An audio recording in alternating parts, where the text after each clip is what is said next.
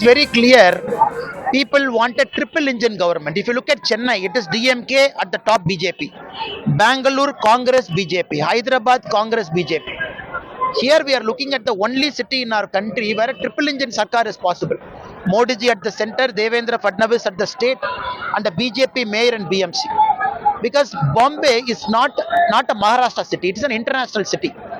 And this city has got a budget of 75,000 crore, not a small money. एक तामिळनाडू बंद रसमलाई आली होती. Very clear. तो सांगतो मुंबईचा आणि म्हणजे महाराष्ट्राचा संबंध काय? भडव्या तुझाच काय संबंध आहे इथे याचा? यांच्यासाठीच माननीय बाळासाहेब बोलले होते.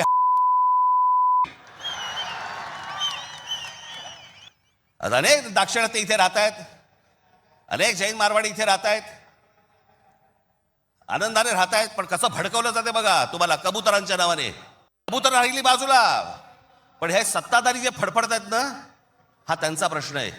काल परवाची गोष्ट, इथे मुंबईमध्ये एक जैन मराठी वादावरती पडदा टाकण्यासाठी म्हणून एक बैठक झाली.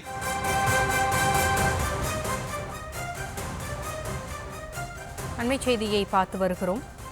தமிழர்கள் குறித்து மகாராஷ்டிரா நவநிர்மாண் சேனா தலைவர் ராஜ் தாக்கரே அநாகரிகமாக பேசியிருப்பதற்கான காட்சிகளையும் பார்த்து வருகிறோம். மும்பை உள்ளாட்சி தேர்தல் பரப்புரையின் போது ராஜ் தாக்கரே எல்லை மீறி பேசியிருக்கிறார். அது குறித்தான அண்மை செய்தியை பார்த்து வருகிறோம். விவரங்களோடு இணைகிறார் நம்முடைய செய்தியாளர் ராஜேஷ், இது குறித்தான முழு விவரங்கள், அவர் என்ன குறிப்பிட்டார் தன்னுடைய பேச்சு? வணக்கம். மகாராஷ்டிராவில் ஜனவரி 15ஆம் தேதி உள்ளாட்சி தேர்தல் நடைபெற இருக்கிறது. அதனை ஒட்டி பல்வேறு கட்சிகளை சேர்ந்த முக்கிய தலைவர்கள் பிரச்சாரங்களை மேற்கொண்டு வருகிறார்கள். நமக்கு தெரியும், மகாராஷ்டிராவில் குறிப்பிட்ட பல பகுதிகளில் தமிழர்கள் அதிகமாக இருக்கிறார்கள். எனவே தமிழர்களுடைய வாக்குகளை குறிவைத்து பாஜக சார்பில் பாஜகவினுடைய தமிழ்நாடு முன்னாள் மாநில தலைவராக இருந்த அண்ணாமலை அங்கு சென்று பிரச்சாரத்தில் ஈடுபட்டார். அண்ணாமலை 8ஆம் தேதி முதல் பிரச்சாரம் மேற்கொண்டார். அவர் பேசிய அந்த ஒரு சில பேச்சுக்களால் தற்போது அங்க இருக்கக்கூடிய கட்சியினுடைய தலைவர்கள் தொடர்ந்து அண்ணாமலையை கைது செய்ய வேண்டும் என உத்தவ் தாக்கரே பேசியிருக்கிறார். மேலும் சிவசேனா மூத்த தலைவர் சஞ்சய் ராவத் வலியுறுத்தியிருக்கின்றார்.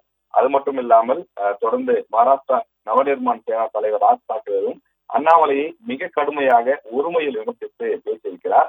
ஆனால் அண்ணாமலை என்ன பேசுகிறார் என்று சொன்னால் தவறாக எதுவும் பேசவில்லை என்பதுதான் பாஜக தரப்பு விளக்கமாக இருக்கிறது.